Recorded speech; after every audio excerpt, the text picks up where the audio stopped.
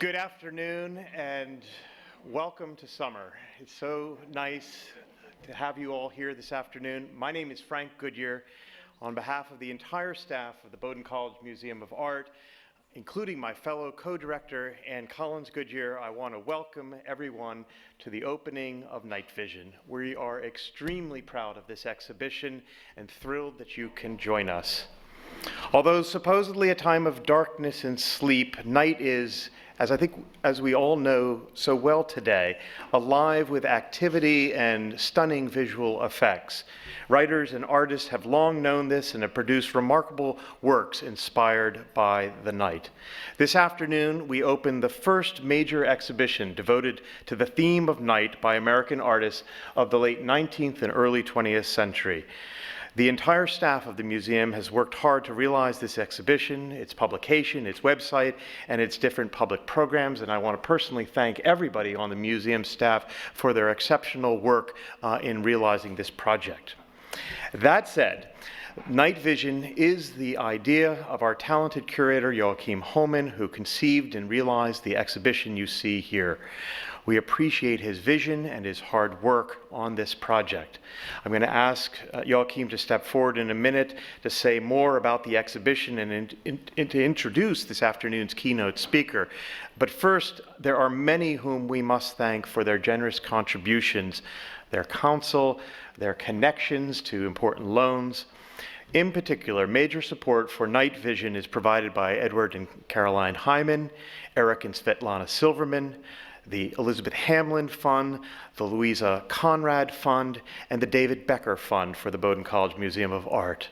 Additional support has been provided by the Coles Charitable Trust, the Devonwood Foundation, Hallie Harrisberg and Michael Rosenfeld, the Roy Hunt Foundation, Thomas and Hannah McKinley, Peter Grua and Mary O'Connell, and importantly, the membership of the Bowdoin College Museum of Art. And I should pause and say, if you are not already a member of the Bowdoin Museum, I strongly suggest that you do so. It's a great way to stay connected.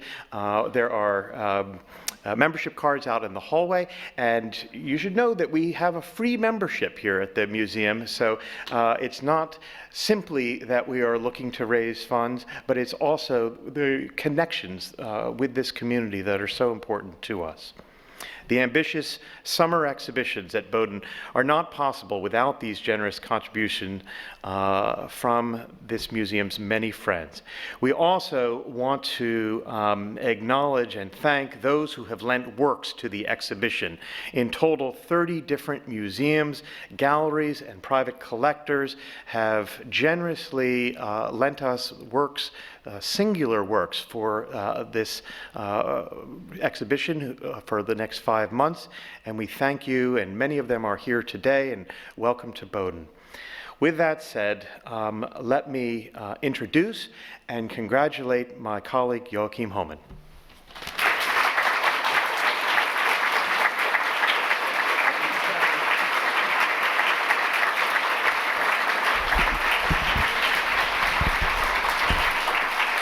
Thank you very much, everyone. I'm so pleased to be finally able to share this exhibition with you all here. And I know that a lot of you have read about the show. We have received fantastic press, and you all learned that we know how to write a good press release. And I hope that you will be able to see that we also know how to mount a good exhibition. I want to thank everyone here at Bowdoin for encouraging big ideas and for putting me in a position to start an exhibition project that is far larger than I could accomplish by myself, obviously, not only from an organizational standpoint, but also from the curatorial work that goes into a big show like this. My colleague Andrea Rosen, the curatorial assistant for the last 3 years, has been a fantastic ally in all of the stages of this, and I'm so glad to see several interns who have been involved in this project over the years in the audience as well. Without their research, without their good ideas, without their critical eye, this would not have been possible. I am introducing tonight's speaker, Barbara Haskell, and I'm so pleased that Barbara is joining us here tonight. Barbara is a curator at the Whitney Museum of American Art, and I believe that all of you know that already. The new Whitney, which opened its doors in early May and is now located at the end of the High Line in New York's Meatpacking District, is an almost unprecedented success. I don't think that any art event that I have been privileged to witness in the papers, through the papers and media, has been this enthusiastically welcomed by the arts community as the reopening of the Whitney in its new building.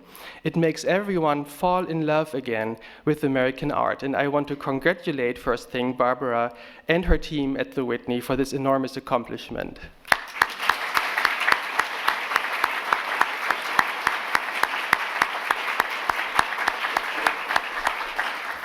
Barbara Haskell has been a curator at the Whitney since the mid-1970s and has mounted many groundbreaking exhibitions dedicated to modern and contemporary artists from the early 20th century to the generation of pop artists primarily.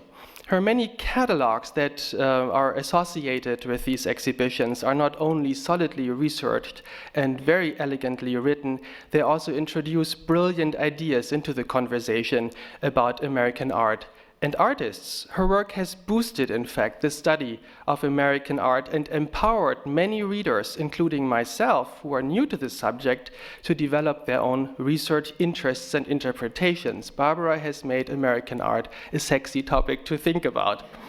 Barbara Haskell has dedicated monographic shows to Marston Hartley, Joseph Stella, Edward Steichen, Georgia O'Keefe, Edward Hopper, and Lionel Feininger, and I'm just naming the artists that we are also covering with our Night Vision show. There are actually many more that I could look at. Her book, The American Century, Art and Culture, 1900 to 1950, which is the first volume of a 2-volume series, is my favorite introduction to American modernism. And if you don't have that next to your bed or at least on your bookshelf, I recommend that you take a good look at it.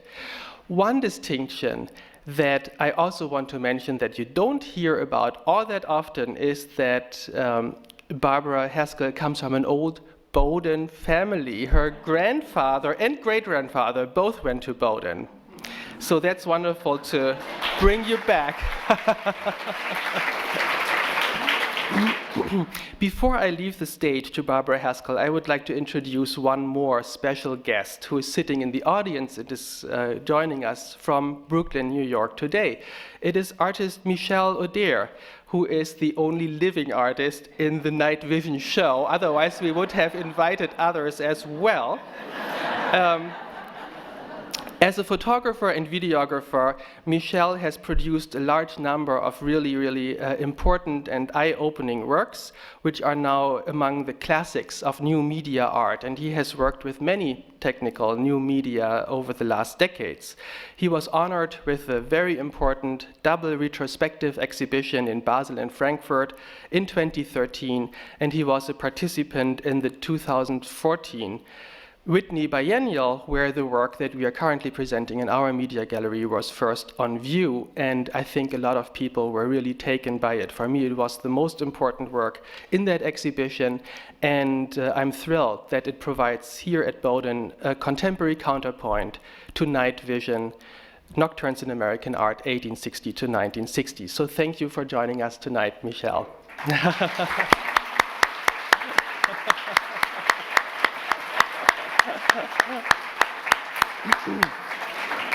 I should say that Michel is coming back in September to give a screening of other works and speak about his work on view as well.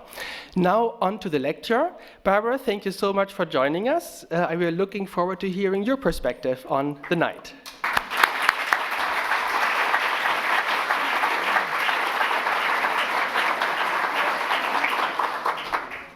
Well, thank you very much. As Joachim said, it's nice to be back. And before I start, I'd like to also congratulate Joachim for having mounted a wonderful, wonderful exhibition, and also for inviting all of you to see the new Whitney.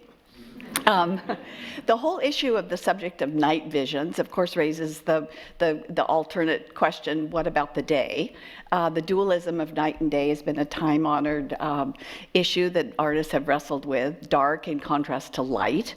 Light has been associated with reason, with mathematics, with language. When you think of Plato's cave, people were inside the dark, and the enlightened philosophers came into the light. There's always been a religious symbolism with night, with light versus night. Light has been associated with morality, with what's right. In the Bible, God said, "Let there be light," and he saw the light and it was good. God called the light day and the dark night.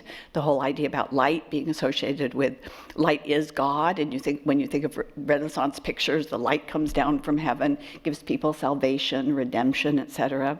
The Masons in the early period of our history were called the Illuminati. So the whole idea about light being associated with rationality and with truth. Then, of course, the opposite. Night has been associated with what is irrational, with what is mysterious, what is hard to fathom, hard to grasp. Let's see. Ryder, one of the artists in the exhibition, the whole association with night, with the mysterious. Night is something sometimes scary, things we can't see or beyond our comprehension are often, we feel, are somewhat dangerous. And Ryder fits into that. Beginning in the 1890s, he created these very dreamlike scenes of landscapes and seascapes that were illuminated by these dark glowing lights peering out kind of eerily from clouds. Very enigmatic, mysterious, the whole issue of Macbeth and the witches, that sense of the unknown, the irrational, the out of control. The moon in the picture on the right, the moon is obviously associated as an image of madness. So Ryder, in this case, personifies the idea of the night being something dark and foreboding. On the opposite side of the idea of night is Whistler, who also is in the exhibition. Whistler brings to mind the romantic concept of the subjective. Night is something mysterious but also poetic, the idea of something that can't be named that then stimulates the imagination. The French poet Mallarmé said to name an object is to suppress 3/4 of the enjoyment of it. Suggestion, that is the dream. And that's, of course, what Whistler is able to conjure up in these pictures, very highly thinned paint that creates a sense of the subjective, almost spiritual connection to a subject. Whistler, of course, was involved with the idea of art for art's sake, the idea that form and color alone can express emotions, can communicate emotions. And in this, he turned to music, which was seen as the epitome or the model of an art form that could communicate emotional expression without narrative, without concrete subject matter. So beginning in the 1860s, Whistler began to title his pictures symphonies, harmonies, organizations. He rarely put a concrete name on his pictures, in keeping with Mallarmé's quote. The idea that somehow he was creating this ethereal, magical world in which we as viewers could project our own emotions and interpretations. As OKeefe later would talk about the music for the eye, and in this case Whistler very much created for us these symphonies that were music for the eye, these arrangements of harmonies that were beyond comprehension but somehow were able to communicate something ethereal and just beyond, ineffable, just beyond our grasp. Another artist who fits into this category is Edward Steichen.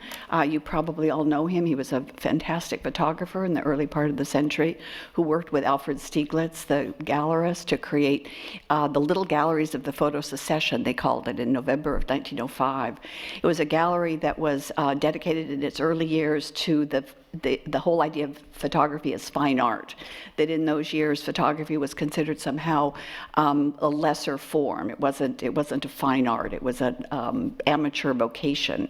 And Steichen and Stieglitz began to show these artists that were called pictorialists. And in some ways, the interpretation has been that they wanted, most people who were taking photographs, and there were millions around the country with their Kodak cameras that were taking realistic pictures. And so Steichen and Stieglitz and the pictorialists were trying to create an art a kind of photography that would be the opposite of realistic depictions. And so they chose these very ethereal, very much Whistler-esque images to be able to communicate emotion. At the same time, I think there's something in Steichen and in all these artists that goes a little bit deeper than that. After all, they could have turned to any kind of style of painting to emulate if they wanted to make photographs that look like pictures, and instead what they turned to were people like Whistler and the symbolists. And I think the reason they did it, if you look at their writings, is that it was essentially a matter of a loss of faith in science at the turn of the century, the disenchantment with the materialist culture of early industrial America, the Flatiron on the right, the picture that Steichen has so beautifully veiled in this naturalistic fog as almost an effort to try to naturalize this symbol of modern industry. Flatiron was the first skyscraper in New York, and it became this symbol of a new kind of America in the making. And Stieglitz talked about it. He also photographed it, also in the fog and at night, as the brow of a ship coming toward him, creating this new monstrous new civilization, that somehow industry was the opposite of spiritual expression.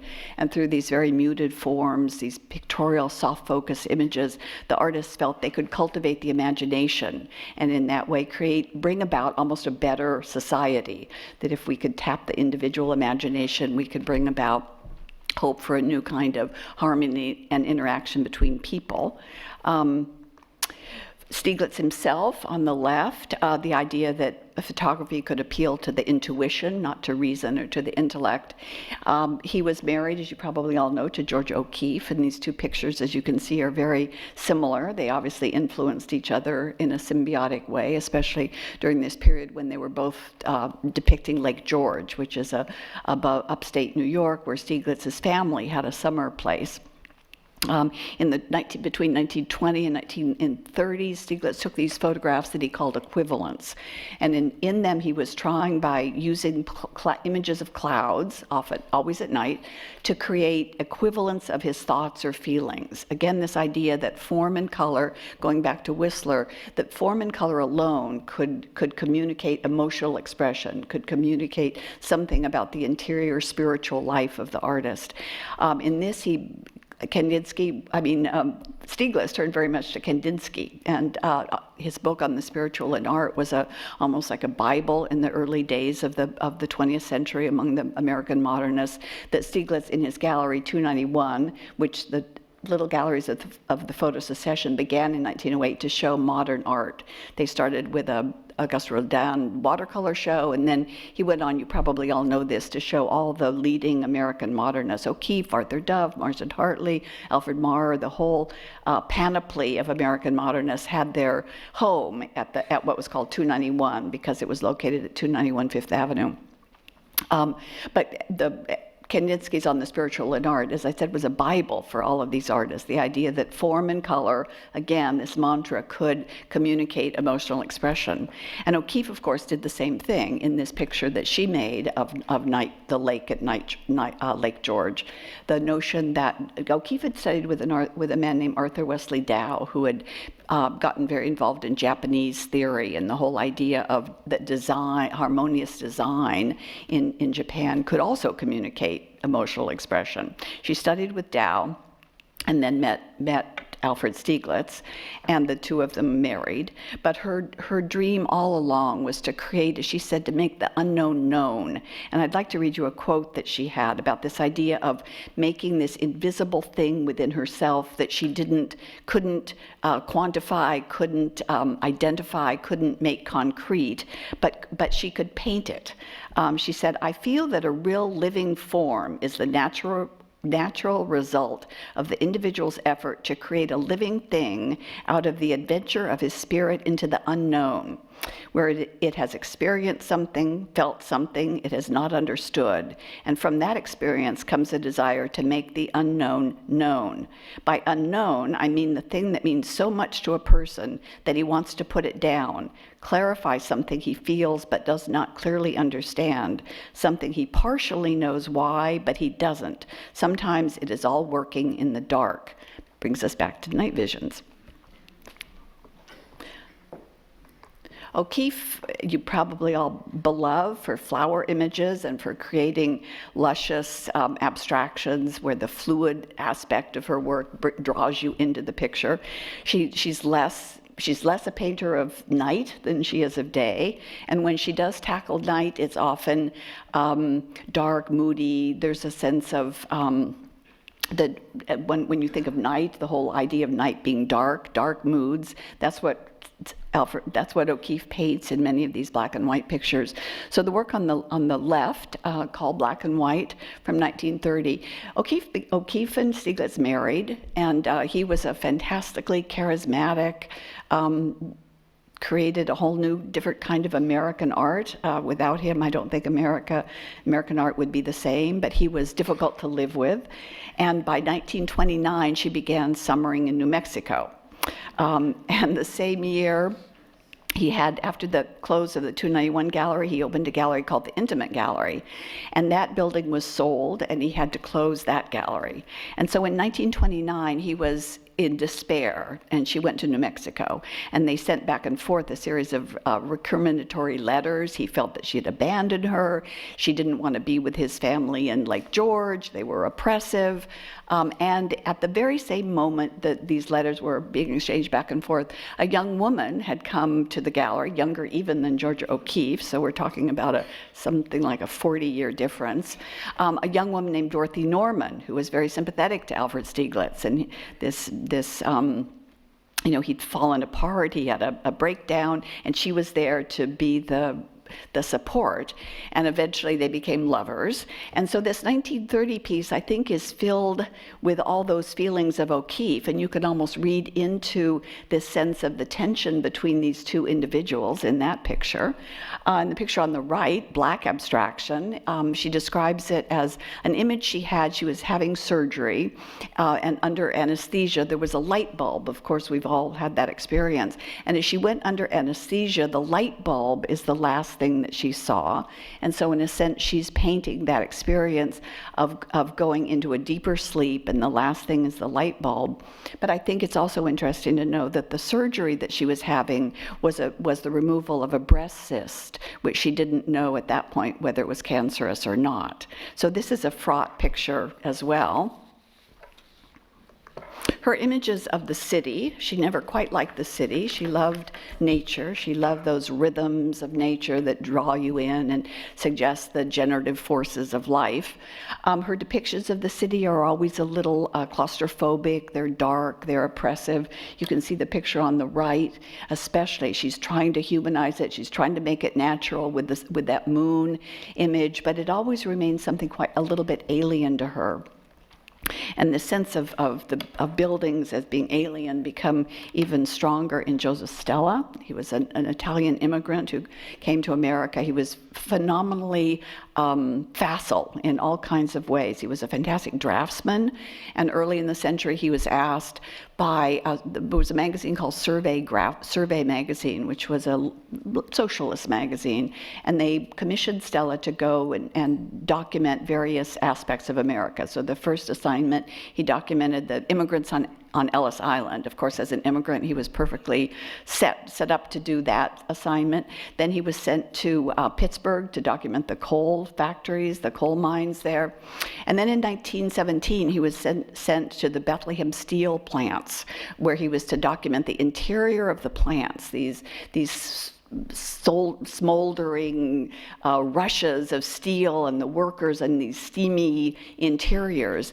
And it created in him a sense. It was the first time he talked about, he saw the suffering in the modern world. He saw this collision between man and the machine in very religious terms. He was Catholic, he was Italian from southern Italy, and he saw this dynamic between the machine and man as having the machine win. And you can see in the picture on the right, the American landscape, gas tanks, is from this, follows this survey graphic assignment where he began to document the factories, the beautiful picture that Joachim has in the exhibition of the red-black factories with the red light of the furnace in the background is the same from this same trip. he talked when he came back that he'd seen a new divinity, more monstrous and cruel than the old. So this notion of American industry and what it would do to people.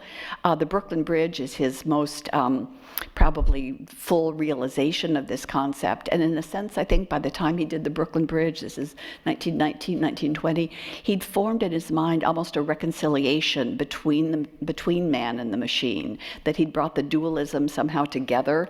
So you see the fieriness of the furnace, and yet it comes up in a kind of religious redemption. And I'd like to read you a quote of his, because of course his first impression of the bridge was at night, which brings us back to night visions as always.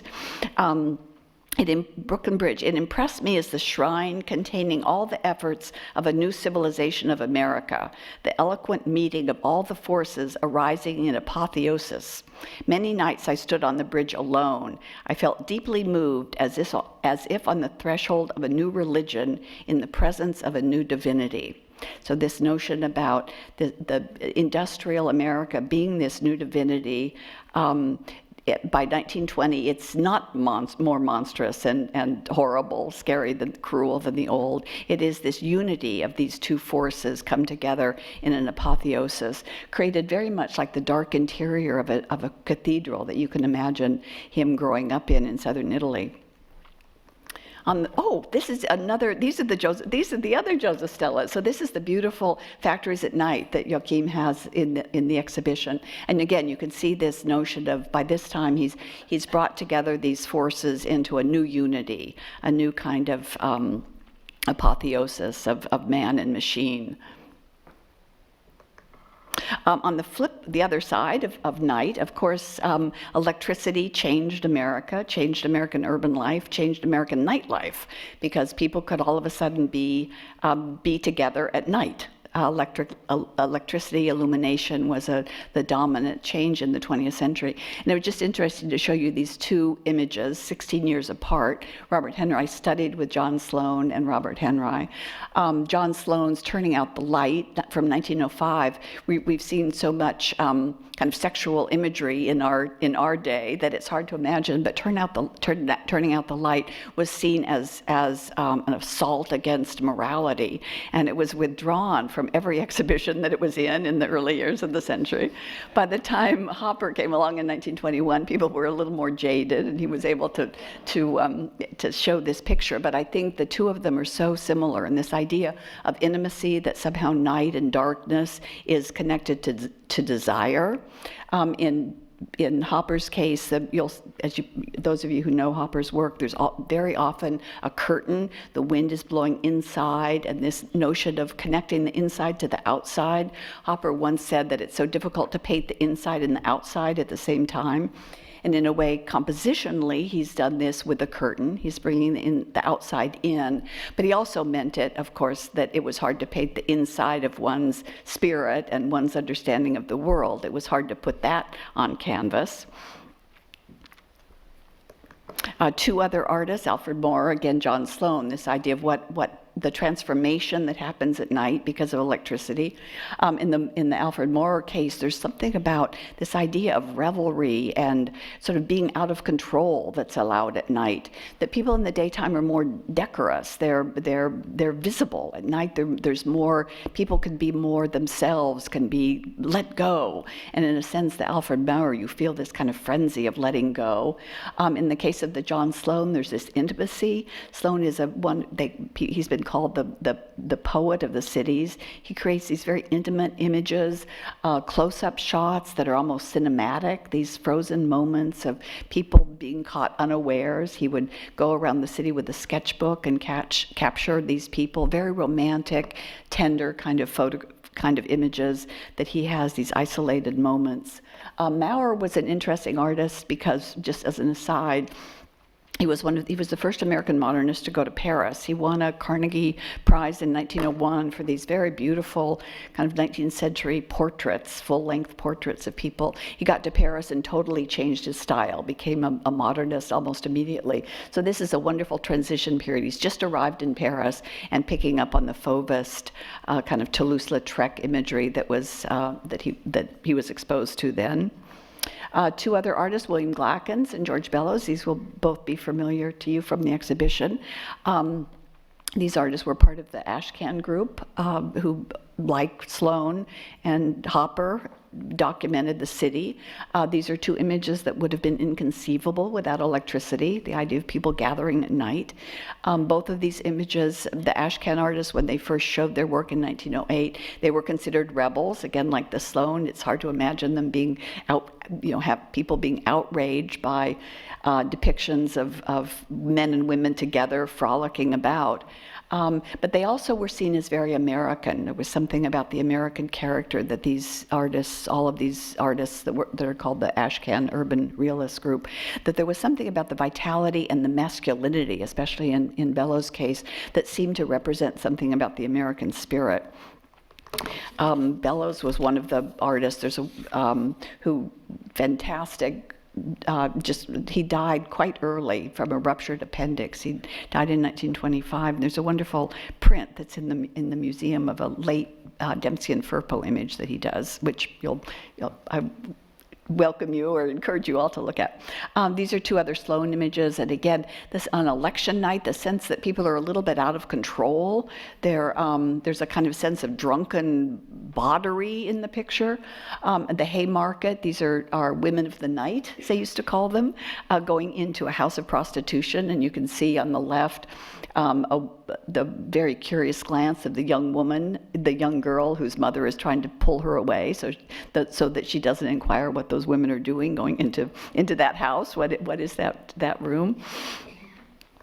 And then I wanted to show you Stuart Davis, who was a younger disciple, studied with Robert Henry and John Sloan, and just to show again this sense of the sort of sexual foreboding and sexually fraught narratives that all of these artists were lurking beneath the surface of all of these artists. And then an extension of this is, of course, Reginald Marsh, who in the 30s took the idea of urban life, depictions of the everyday life in New York. His images tend to rely on these film sirens, these vernacular film sirens that he quite lovingly depicts. One of the critics at the time said, his appreciation for the charms of exposed flesh. and he does, in fact. Another writer, Kenneth Hayes Miller, who was a colleague of his, said at one point that sex was Marsh's theme, and you can see it in both these pictures, the burlesque, and in the picture on it's 10 cents a dance. It's a taxi dance, so men would pay 10 cents to dance with a woman, and you can see the woman, the blonde, who is definitely a film star siren brought to everyday life, kind of leeringly appealing to customers over this ledge. And in some ways, I've always thought that this particular picture in particular is a lot like de Kooning. And if you know the de Kooning women, that there's a sense of desirability, of both attraction and a kind of repulsion for these women that they're scary in a way. And in all of Marsh's pictures, the women are always desirable but unattainable. So the burlesque queens are there performing for the audience, but they're not attainable. There's something beyond. They can be looked at, but that's it. And the taxi dancers too have a sense of being unattainable, that they're somehow goddesses, that Marsh is presenting them as fully in control of their own bodies, and yet at the as the politically correct gang would say, they're still under the scrutiny of the male gaze.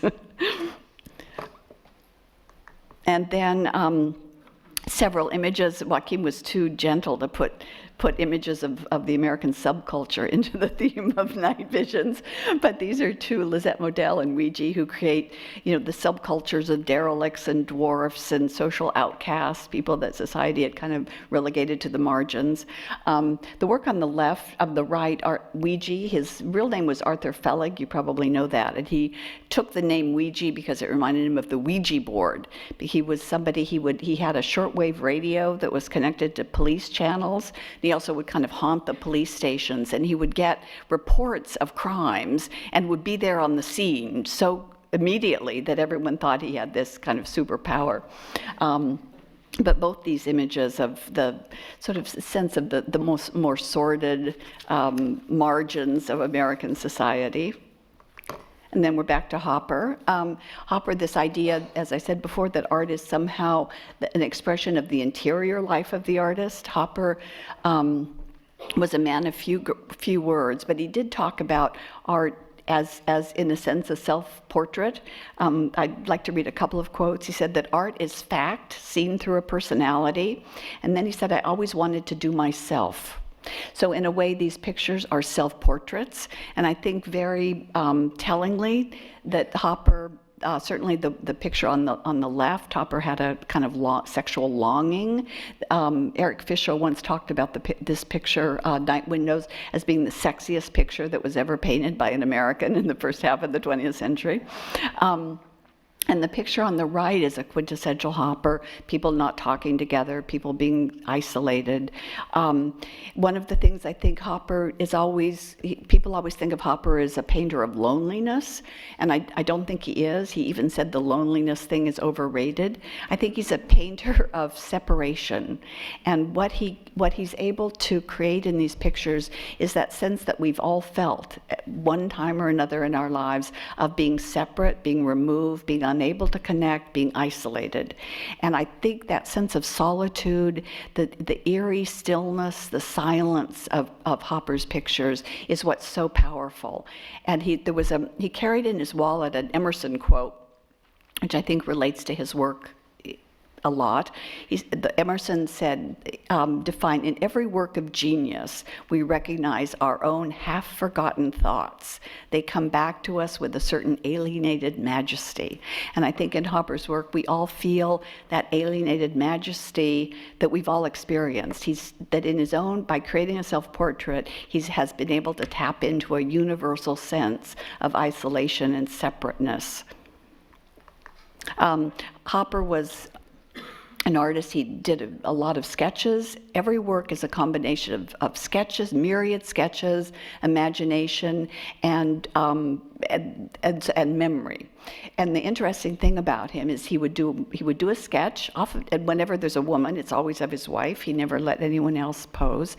And the sketches would change as they moved from sketch 1 to sketch 2. They would become the image that he had in his mind. But he always needed to start with something concrete. So I think this picture has always struck me as an interesting example that apparently he and his wife drove around Cape Cod night after night after night, looking for a gas station that had the kind of lights that he had in his mind, because he needed to find that gas station in order to create a picture that was about his memory and his imagination. And as in a lot of Hopper pictures, the night, the dark, is always very foreboding. It's mysterious, it's unwelcoming, it's always scary.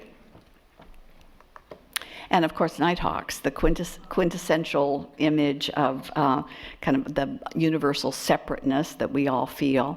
It also was done in 1942. America's in the middle of the war. There's been a lot of conversation about this as being a picture that connected to the times because of the kind of dislocation and anxiety that America was feeling at that point. Everyone was separate. Everyone was anxious. The world was falling apart. And this picture became in a way, a symbol of what all of America was going through. There's another group of pictures by an artist, maybe you don't know, Esther Bubley, who very Hopper-esque, these kind of claustrophobic close-ups. The people are bored, distracted, also isolated. The unbalanced compositions, again, like Hopper sets us up, and it makes almost physically or viscerally our bodies a little bit uneasy.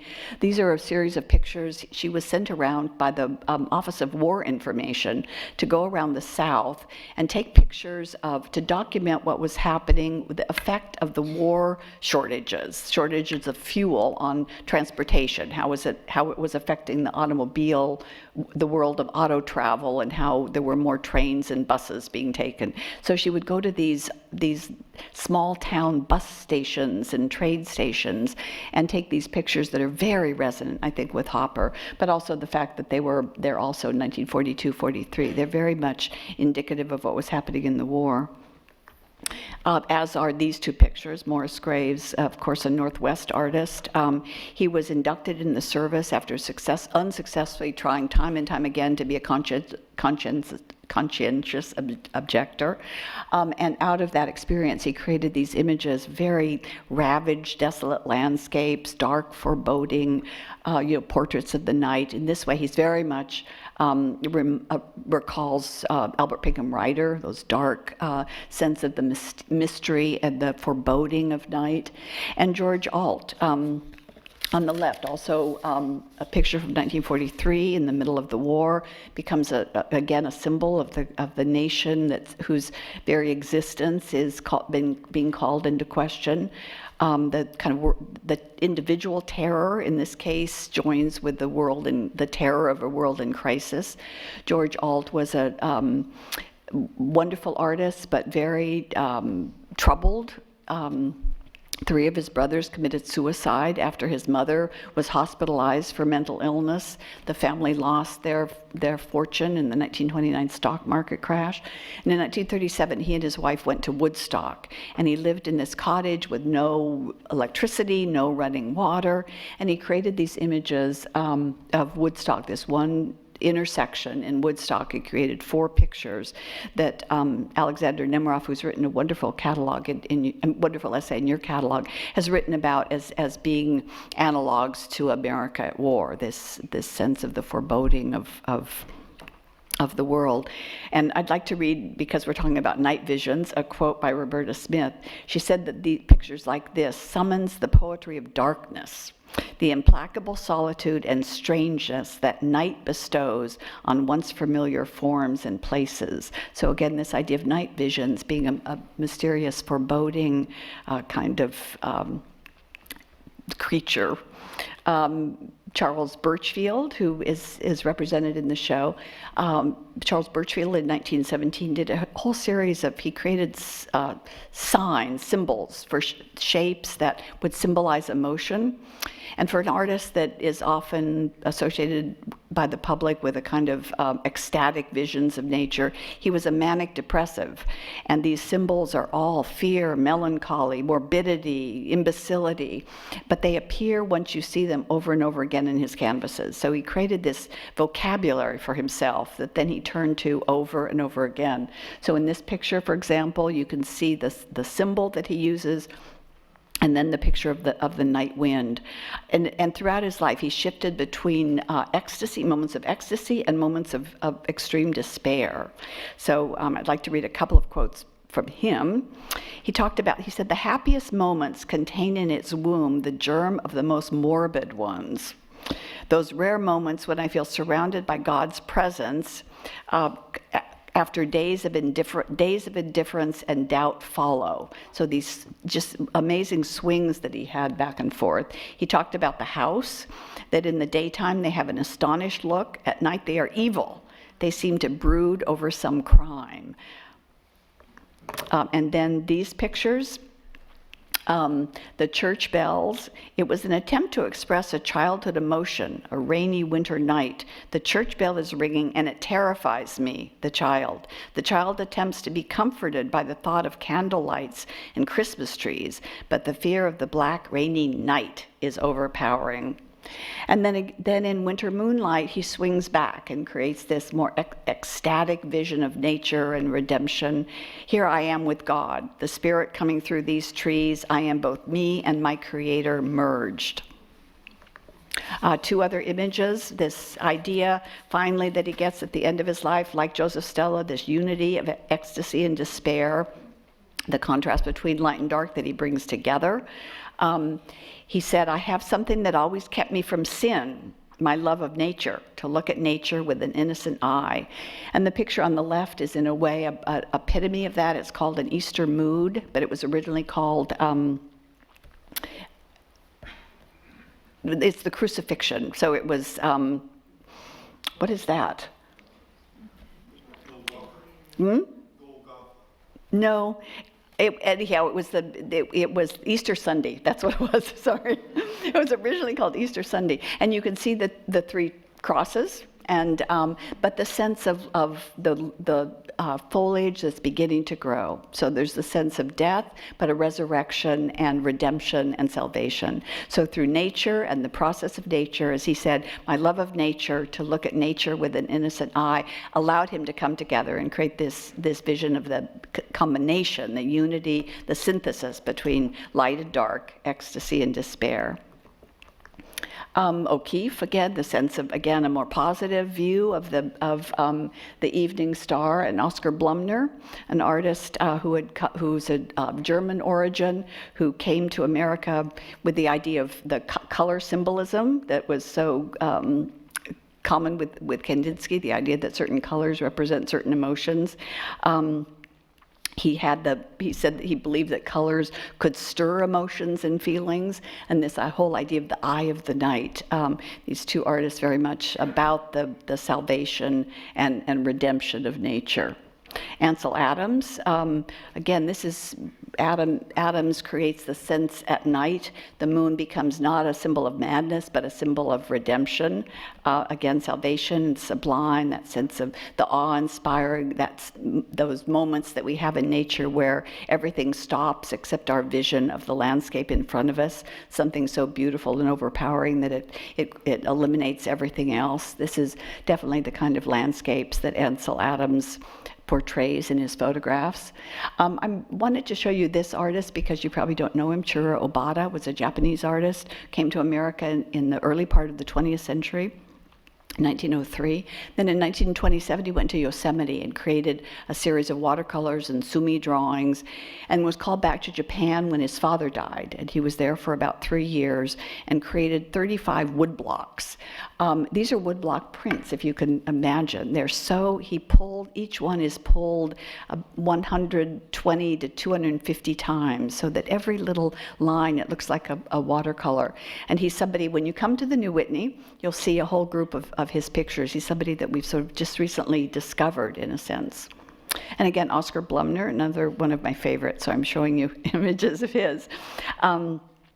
That Blumner had this idea. He said he wanted to bring colors to enormous splendor. He was a great colorist. He also talked about art. Art is when we dabble with the mysterious, and these visions of ecstasy that you can see in the New England town at red night. He was especially fond of red, which he believed was an image of power and vitality. And red became almost an alter ego for him. He called himself in letters and in interpersonal relations the vermillionaire.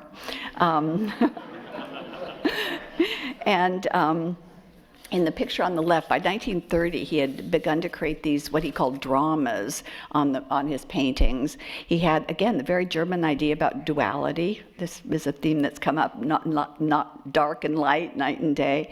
He had this idea of synthesizing the duality, and the duality in nature and in ourselves. That he began to create these images of trees and houses, where he would identify the tree with the ego, which was he. I'm sorry, the house with the he, ego, and the tree with the she, the other, the non-ego, ego. And he would create these dramas and, in a sense, bring together these opposing forces in this pictorial structure. And there's actually some wonderful drawings that he made of dancers with their arms out, and he would extend the arms and create trees out of them. It's very much about this interaction between the she, the ego, and the non-ego. And then, again, Oscar Blumner, the last evening of the year, the synthesis, the last evening of the year, New Year's Eve, is a time of loss, the ending of a year, as well as a time of hope for a new beginning and a new birth. So he's come to this sense of synthesis. And Agnes Pelton, another artist that you don't know, but she was in the Armory Show. She was part of what's called the New Mexico Transcendentalist group. And she, like the other artists, like OKeefe, she talked about wanting to paint the without seen from within. And in this particular picture, there's this swan, in a sense, becomes a surrogate for viewers traveling this kind of processional journey along this blood-red river from darkness into transcendence and enlightened truth. And of course, it happens at night, which brings us back to night visions and to the exhibition. So thank you very much.